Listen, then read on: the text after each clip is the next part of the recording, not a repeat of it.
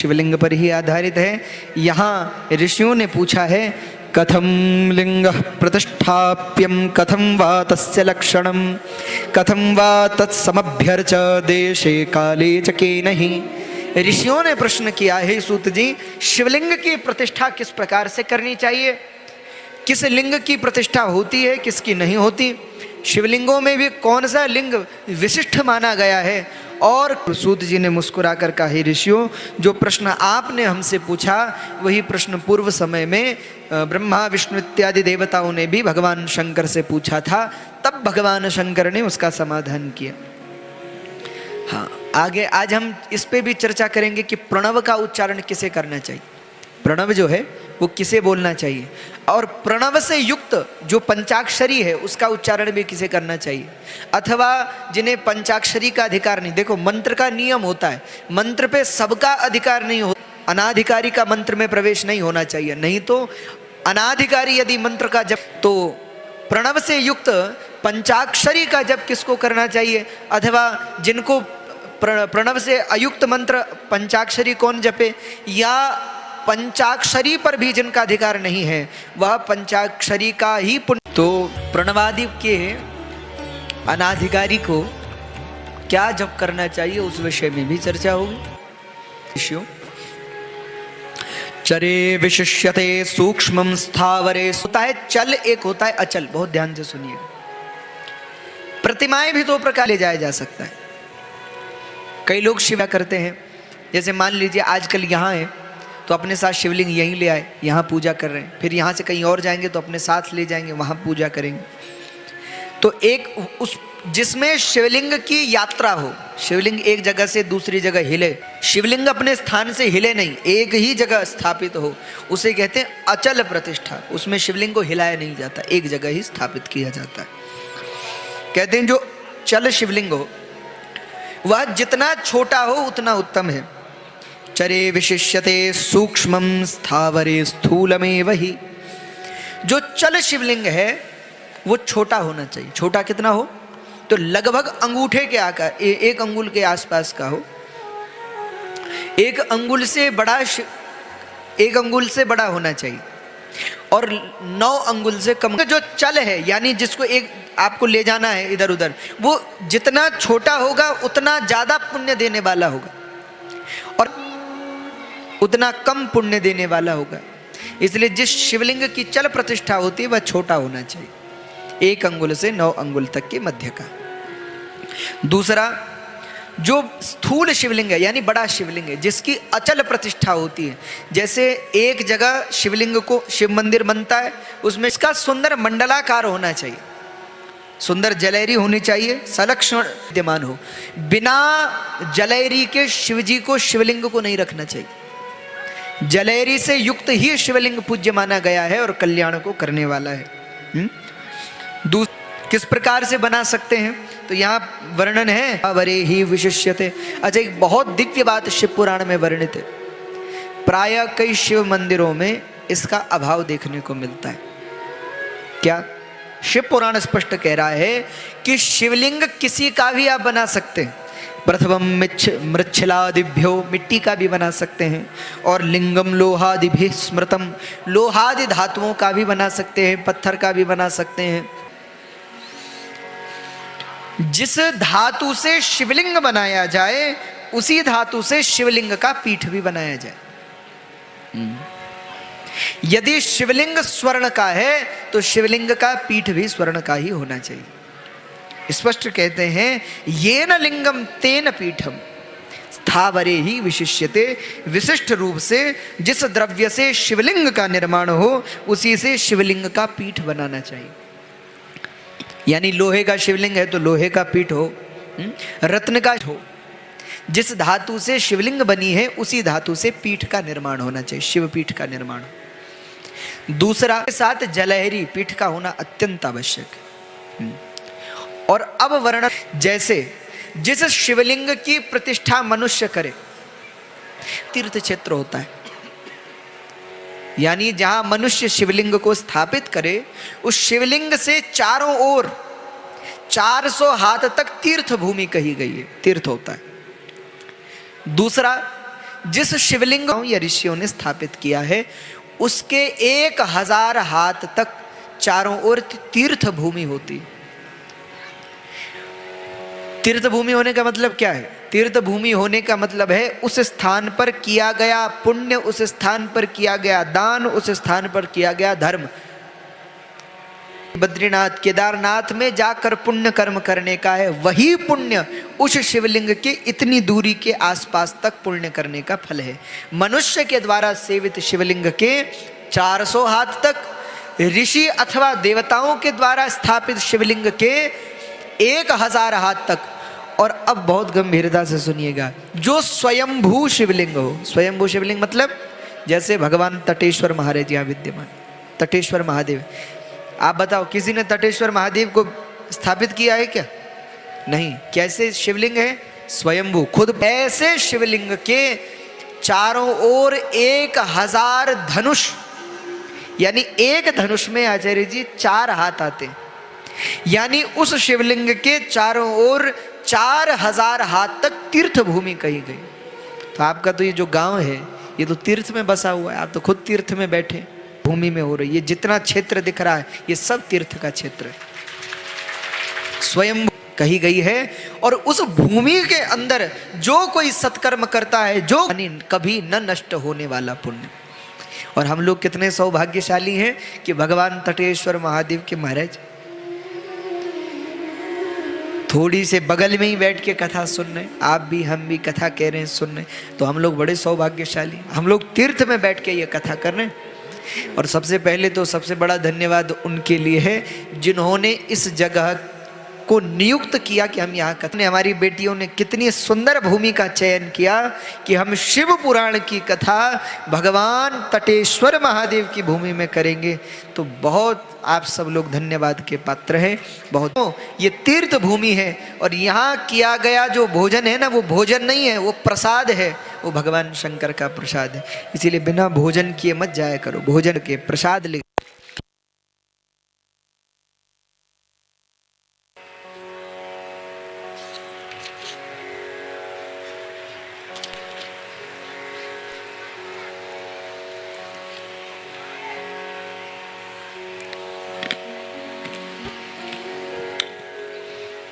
तो इस प्रकार स्वयंभू शिवलिंग का वर्णन दिया गया है। अच्छा, दूसरी बात, अभी हमने कहा था कि ये न लिंगम तेन पीठम स्थावरे ही विशिष्यते। जिस धातु का शिवलिंग है उसी धातु का पीठ होना चाहिए। ये नियम सब शिवलिंगों के लिए है, केवल बाणलिंग को छोड़कर। बाणलिंग के लिए यह नियम नहीं है। तो बाणलिंग को छोड़ करके अन्य सब शिवलिंगों के लिए नियम है कि जिस धातु का पीठम चरे त्यक्तम लिंगम बाण कृतम विना, केवल बाणलिंग को छोड़कर। हाँ, तो इस प्रकार अब शिवलिंग का वर्णन, स्वयंभू शिवलिंग सब शिवलिंगों में सर्वश्रेष्ठ माना गया। जितने भी शिवलिंग हैं सब में सर्वश्रेष्ठ शिवलिंग जो है वह स्वयंभू शिवलिंग है। और आप लोगों को जानकर आनंद होगा कि ये जो भगवान तटेश्वर महादेव हैं, ये भी जो शिवलिंग है ये स्वयंभू शिवलिंग है। और हम लोग उनके किनारे बैठे हैं और यहाँ बैठ कर प्रतिष्ठा की जाए, अचल प्रतिष्ठा, वो कितना बड़ा होना चाहिए। चल का तो हमने बता दिया, इन जिसकी अचल प्रतिष्ठा की गई है, जो हिले नहीं, एक जगह स्थापित हो जाए, उस शिवलिंग की जो ऊंचाई है या शिवलिंग का जो आकार है, लिंगम प्रमाणम कर्तॄणाम द्वादशांगुलमुत्तमम। अचल शिवलिंग हमेशा अंगुल से जो कम होता है, न्यूनम चेत फलम मल्पम स्याधिकम नैव दुष्यते। अगर शिवलिंग, अचल शिवलिंग 12 अंगुल से कम का है तो वह कम फल देने वाला होता है। और बड़ा तो आप कितना भी बना सकते, कितना भी विशाल शिवलिंग बना सकते हो, कोई समस्या नहीं। अच्छा, तो शिवलिंग को जब स्थापित करें तो कैसे स्थापित करें?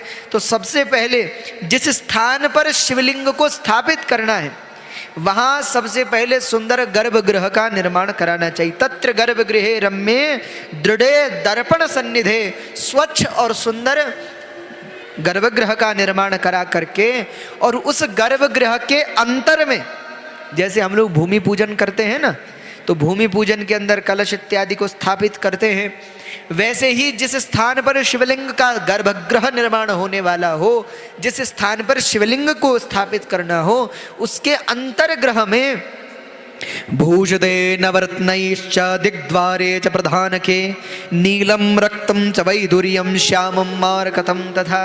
उसके अंतर्गृह में क्या क्या स्थापित करना चाहिए?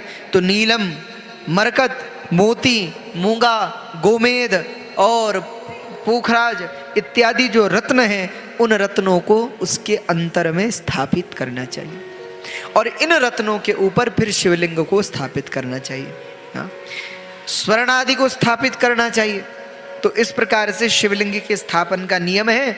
और भगवान शंकर का स्थापन कैसे करें? उनको जब शिवलिंग रत्नों को भूमि के गर्भगृह में विराजमान करें तो सद्यो जातम प्रपद्यामि इत्यादि मंत्रों से उनकी प्रतिष्ठा करके और पुनः उन पर भगवान शंकर का स्थापन करें, भगवान शंकर को विराजमान करें। दूसरा, पीठम अम्बामयम सर्वम शिवलिंगम च चिन्मयम। एक बात और समझिएगा, शिवलिंग क्या है? बहुत ध्यान से सुनिएगा। आपने देखा शिवलिंग कैसा होता है? यहाँ तो स्वयंभू शिवलिंग है, लेकिन जो स्थापित शिवलिंग है या जब हम शिवलिंग बनाते हैं तो कैसा होता है? नीचे क्या होती है? जलेरी। जलेरी तो जानते होंगे आप लोग, हाँ? अरे हाँ या ना? जलेरी जानते हैं आप लोग? नीचे जलेरी होती है, तो सिर हिलाया करो कि हाँ जानते हैं। हमें क्या पता, कोई बाद में कहे कि हम नहीं जानते मारे। नीचे जलेरी होती है, ऊपर उस पर शिवलिंग है। तो वो जलेरी क्या है? बहुत ध्यान से सुनिए। पता है किसी को क्या है जलेरी? जलेरी जो है वो पीठम अंबामयम सर्वम, जो शिवलिंग का पीठ है, जो शिवलिंग की जलेरी है, वो भगवती पार्वती है। और उस पर विराजमान जो शिवलिंग है, शिवलिंगम च चिन्मयम, शिवलिंग साक्षात शिव है। एक रूप से देखा जाए तो वो जो नीचे की जलेरी का भाग है ना, वो पार्वती जी के करस्थली है, हाथ है ऐसे। पार्वती जी ने अपने ऐसे हाथ पर शिवलिंग को स्थापित कर रखा है, ऐसे हाथों। वो जलेरी पार्वती जी के हाथ है, उस पर शिवलिंग है। दूसरा, कई लोग क्या करते, अगरबत्ती लगाएंगे कहाँ पे? जलेरी पर।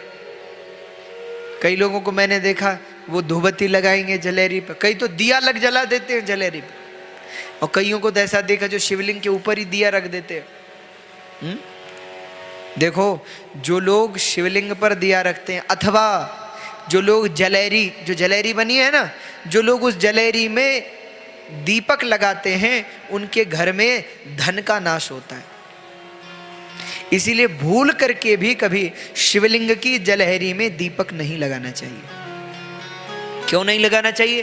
क्योंकि वो पार्वती जी के हाथ हैं, और आप जब दीपक लगाते हो तो दीपक गर्म होता है, तो पार्वती जी के हाथ जलते हैं, कष्ट होता है, और उस कारण धन का नाश होता है। इसलिए शंकर जी के मंदिर में दिया तो लगाना चाहिए। देखो, आगे आप कथा भी कल सुनेंगे कि शिव जी के मंदिर में दीपक लगाने का फल क्या है। कुबेर का वर्णन आएगा, गुण निधि का चरित्र आएगा। शिव जी के मंदिर में दीपक लगाने वाले के घर में कभी अन्न धन वस्त्र आभूषण की कमी नहीं होती, लक्ष्मी की कमी नहीं होती। जो शिव जी के मंदिर में दीपक जलाता है, सदा ही उसके गृह में ज्ञान का प्रकाश होता है, सुख संपत्तियों का वास होता है। लेकिन दीपक जलेरी में नहीं जलाना चाहिए, दीपक जलेरी से बाहर रखो। ये नहीं कि शिवलिंग पर रख दिया, जलेरी में रख दिया। अगरबत्ती मत रखो, अगरबत्ती बाहर रखो। अच्छा, एक बात और सुनिएगा, हम लोगों को तो फूल भी चढ़ाना नहीं आता भगवान पे। एक सज्जन ने मुझसे कुछ समय पहले पूछा था, बोले महाराज पुष्प कहाँ चढ़ाएं? पुष्प चरणों में चढ़ाना चाहिए कि पुष्प मस्तक पे चढ़ाना चाहिए? क्योंकि बोले कई बार हमारे यहाँ साधु संत आते हैं, हाँ, भगवान के भक्त आते हैं, तो ये फूल कहाँ, गुरुजनों के भी फूल कहाँ चढ़ाएं? चरणों में चढ़ाएं या सिर पे चढ़ाएं? क्योंकि बोले एक बार हमने किसी के चरणों में चढ़ाया तो वो बोले फूल को पैरों में थोड़े फेंका जाता है, और अगली बार किसी के सिर पे चढ़ाया तो वो बोले कि अपने से बड़े के सिर पे पुष्प रखते हो। तो महाराज हम करें क्या? तो देखो ये भी नियम सुन लो सब लोग, जितने भी लोग हैं। आपसे जो बड़ा है, आपसे जो ज्ञान में बड़ा है, बल में बड़ा, आयु में बड़ा, यानी जिससे आपको कुछ चाहिए, जो आपसे बड़ा है, जिसको आप प्रणाम करते हो, उसके चरणों में फूल चढ़ाना चाहिए, सिर पे नहीं रखना चाहिए। अपने से श्रेष्ठ के मस्तक पर पुष्प नहीं रखा जाता। आपसे जो श्रेष्ठ है, आपसे जो बड़ा है, आप जिसको प्रणाम करते हो, उसके चरणों में फूल चढ़ाना चाहिए, पहला। आपसे जो छोटा है, जिसको आप आशीर्वाद देना चाहते हो, उसके सिर पे फूल रखना चाहिए। इसलिए प्रायः जब आप ब्राह्मण देवताओं को प्रणाम करते हो तो ब्राह्मण देवता क्या करते हैं? यजमान के सिर में पुष्प रखते हैं, यानी उसको आशीर्वाद देते हैं। हाँ, आप कभी ब्राह्मणों का पूजन करो तो उनके सिर पे फूल नहीं रखना चाहिए, उनके तो चरणों में पुष्प चढ़ाना चाहिए। गुरुजनों के चरणों में पुष्प चढ़ाओ, और जो शिष्य है, आपसे छोटा है, पुत्र है, उसके मस्तक पर पुष्प आशीर्वाद रूप से रखना चाहिए। दूसरा, पुष्प चढ़ाना चाहिए, पुष्प फेंकना नहीं चाहिए। आजकल हम लोग क्या करते हैं? फूल चढ़ाते नहीं है, फूल भगवान पे फेंकते हैं, और कई तो फेंकते नहीं है, भगवान को फूल से मारते हैं। क्यों भैया, ऐसी क्या समस्या है भगवान से? कई लोगों को देख के लगता है कि शायद इनकी इच्छा भगवान, इनकी मनोकामना भगवान ने पूरी नहीं की। अब पत्थर से तो मार नहीं सकते, तो भगवान को फूल से ही बदला ले लेते। कई लोग तो कथाओं में भी आरती हुई उसके बाद जो पुष्पांजलि उसको फेंकते हैं, कभी ब्राह्मणों के लगे, कभी हमारे लगे मारे। तो मेरा निवेदन है, फूल मारिए मत, फूल चढ़ाइए, चरणों में चढ़ाइए, आराम से चढ़ाओ, कोई जल्दी नहीं है। आज पुष्पांजलि भी होती है, क्या करिए? आरती के बाद जब आप परिक्रमा लगाते हो ना, उस समय पुष्पांजलि के पुष्प लेकर यहाँ आराम से चढ़ा करके परिक्रमा लगा के जाओ। ना कि महाराज ये कि बोलो हम भगवान को फूल चढ़ा रहे हैं, फूल चढ़ा नहीं रहे, भगवान को फूल मार रहे हैं। दूसरा, हमारे द्वारा चढ़ाया गया जो भगवान को फूल है, उस पर किसी का पैर ना पड़े।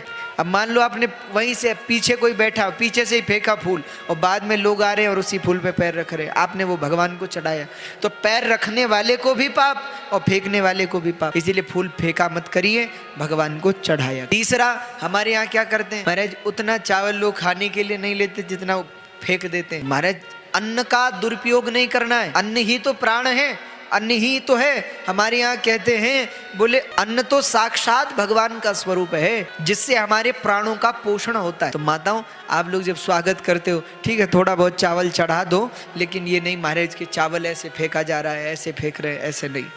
और यहाँ भी आप परिक्रमा लगाते हो तो हर जगह पर चारों ओर पात्र रखें, चावल जो है उसमें डालिए, उसमें डालेंगे किसी के काम आ जाएगा। आप चावल फेंकेंगे, उस पे लोग पैर रखेंगे, वो बर्बाद होगा, बेकार होगा।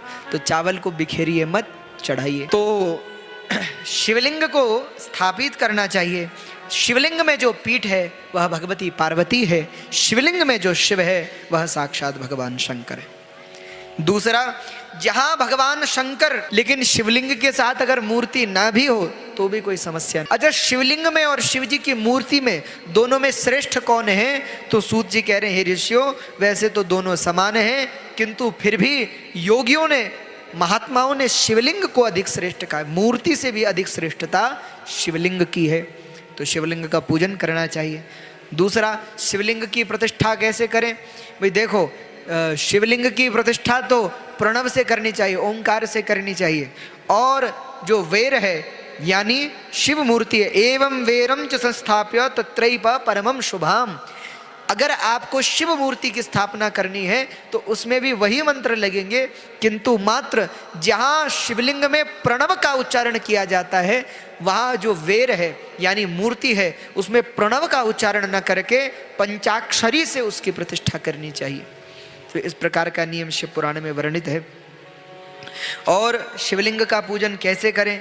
हाँ, तो शिवलिंग तो कई लोग तो जो त्यागी हैं, विरक्त हैं, जो सन्यासी हैं, वो तो अपने अंगूठे पर भी भगवान शंकर के शिवलिंग, ये अंगूठा जो है इस पर ही शिवलिंग को समझ करके और अंगूठे का ही पूजन करते हैं। पर लेकिन ये नियम त्यागी लोग करें, या किसी ऐसी अवस्था में कि आप किसी नदी के किनारे हो, आपके साथ भगवान शंकर नहीं है या वहाँ कहीं शिवलिंग नहीं है, तो अपने अंगूठे पर ही शंकर जी की प्रतिष्ठा करके अंगूठे का भी पूजन कर लेने से शिवलिंग के पूजन का फल प्राप्त हो जाता है। अपने अंगूठे में ही शंकर जी को वास देकर और उनका प्रतिष्ठापन और अंत में विसर्जन करने से भगवान शंकर को विदा करना चाहिए। तो इस प्रकार अंगुष्ठावापि तथा पूजम मिच्छन्ति ही केचन, तो अंगूठे में भी भगवान शंकर का पूजा किया जा सकता है। और भगवान शंकर के सन्मुख जो पंचाक्षरी मंत्र का जप कर लेता है, पंचकोटि जमम कृत्वा सदा शिवो भवेत, सदा शिव समो भवेत, जो कोई शंकर जी के सामने बैठकर 5 करोड़ पंचाक्षरी का जप कर लेता है, वह शिव के समान ही हो जाता है, शिव तुल्य ही हो जाता है। इसलिए भगवान शंकर के सामने बैठकर पंचाक्षरी का जप करना चाहिए। अथवा जो व्यक्ति सायं और प्रातः वेला में दोनों काल में 10-10 हजार जप करे पंचाक्षरी के या ओम के, प्रणव के, वो भी महान पुण्य को देने वाला है। अथवा सायं और प्रातः काल की वेला में ओंकार और पंचाक्षरी का 1-1 हजार जप करने से भी अंत काल में सायुज्य को देने वाला है, शिव युक्ति को देने वाला है। तो इस प्रकार से जप करना चाहिए। शिव जी का जो मंत्र है पंचाक्षरी, पंचाक्षरी मंत्र क्या है? तो नमः शिवाय, यह पंचाक्षरी मंत्र है। इस नमः शिवाय मंत्र में भी, क्योंकि हम बता दें, क्योंकि बहुत लोगों को पता नहीं, वैसे मंत्र का सबके सन्मुख उच्चारण नहीं करना चाहिए, फिर भी अब नमः शिवाय मंत्र है, तो नमः शिवाय मंत्र में भी प्रयास करें कि जब आप मंत्र का जप करें तो ओम प्रणव का, प्रणव लगाकर प्रणव युक्त जो पंचाक्षरी है, जैसे हम कहते हैं ओम नमः शिवाय, इसका अधिकार केवल ब्राह्मण के लिए, अन्य किसी के लिए नहीं। प्रणव से युक्त मंत्र का जप ब्राह्मण करें। शिव पुराण में इसका वर्णन प्राप्त होता है। जो ब्राह्मण हो यानी संध्योपासन करने वाला हो, विधिवत भगवान की पूजा करने वाला हो, वही प्रणव से युक्त पंचाक्षरी का जप करे। अन्य जो है प्रणव से अयुक्त यानी मात्र पंचाक्षरी का ही जप करना चाहिए। कई लोग मुझसे पूछते हैं कि महाराज क्या इस मंत्र को चलते फिरते घूमते फिरते बोल सकते हैं? तो देखो, चलते फिरते मंत्र का उच्चारण नहीं करना चाहिए। अब पता चले कि कोई इधर उधर दौड़ रहा है और साथ में पंचाक्षरी मंत्र चिल्ला रहा है नमः शिवाय, नहीं। तो फिर क्या करे? इस अवस्था में मंत्र को उल्टा अगर कर दे तो फिर वो कहीं भी जपा जा सकता है। यानी नमः शिवाय की जगह शिवाय नमः, अगर आप ऐसा बोलते हैं शिवाय नमः, तो इस प्रकार का उच्चारण किसी भी व्यक्ति को कहीं पर भी आप कर सकते हो, सबके लिए है। शिवाय नमः जो मंत्र है, यानी नमः जो पूर्व में था उस नमः को पर में कर दीजिए तो शिवाय नमः हो जाएगा। तो शिवाय नमः का जप कोई भी कर सकता है, सबके लिए, सब कर सकते हैं। तो इसका जप करें और किसी भी समय कर सकते हैं। तो भगवान शंकर के मंत्र का जप करना चाहिए। जो कोई भगवान शंकर के 5 करोड़ मंत्र का जप कर लेता है वह शिव तुल्य हो जाता है, शिव के समान हो जाता है। और भगवान शंकर तो भक्तों को भोग और मोक्ष सब देने वाले हैं। तो शिवलिंग की पूजा करें। दूसरा, शिवलिंग की पूजा क्या माताओं को करनी चाहिए या नहीं करनी चाहिए? देखो, शुद्ध अवस्था में